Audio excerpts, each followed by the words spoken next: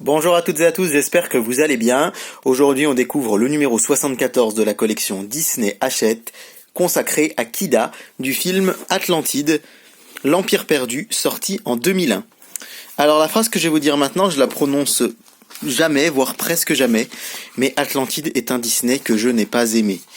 Voilà, c'est rare, en général je les aime tous, mais il y en a que j'adore, il y en a que j'aime bien, il y en a que je trouve moyen et que j'oublie, et celui-là il est plutôt dans cette catégorie, voire encore un peu plus, parce que vraiment, c'est un film que je n'ai pas apprécié outre mesure, mais j'ai vraiment trouvé le scénario assez bancal, j'ai eu du mal à rentrer dans l'histoire, et c'est un Disney que j'ai complètement oublié, alors que je l'ai vu il y a, je sais pas, 2-3 ans.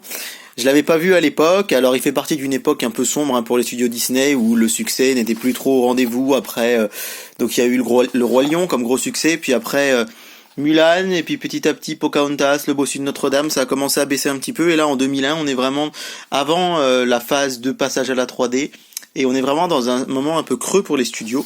Et Atlantide en a fait partie. Alors, il y a un film qui lui ressemble un petit peu et que beaucoup évoquent quand on parle de l'Atlantide, c'est La planète au trésor, qui est un film que moi j'aime vraiment beaucoup pour le coup. Mais Atlantide, j'ai trouvé que ça volait pas très haut et que le scénario était assez bancal. Donc, pour être très honnête, quand j'ai ouvert le paquet de cette figurine, j'avais complètement oublié le personnage que l'on découvre maintenant, qui est donc Kida, une des Atlantes. Alors la figurine est très bien faite et très bien réalisée. Je vous rappelle que je suis abonné, donc en fait je reçois les numéros sans savoir exactement ce que je vais recevoir, puisque en fait c'est simple, à la fin de chaque livret il y a les prochains numéros qui vont sortir, mais moi comme je suis abonné et que je sais que je vais les recevoir, eh bien j'ai un petit peu pour habitude de ne pas regarder ce qu'il va y avoir pour ne pas me spoiler, pour avoir la surprise. Donc quand j'ai vu arriver ce numéro 74, j'avoue avoir été un petit peu surpris justement. Et je me suis dit, oh là là, mais c'est grave parce que tu as vu Atlantide il y a pas si longtemps et tu te souviens même pas de ce personnage. Toujours est-il que la figurine est jolie, et puis il en faut pour tous les goûts surtout.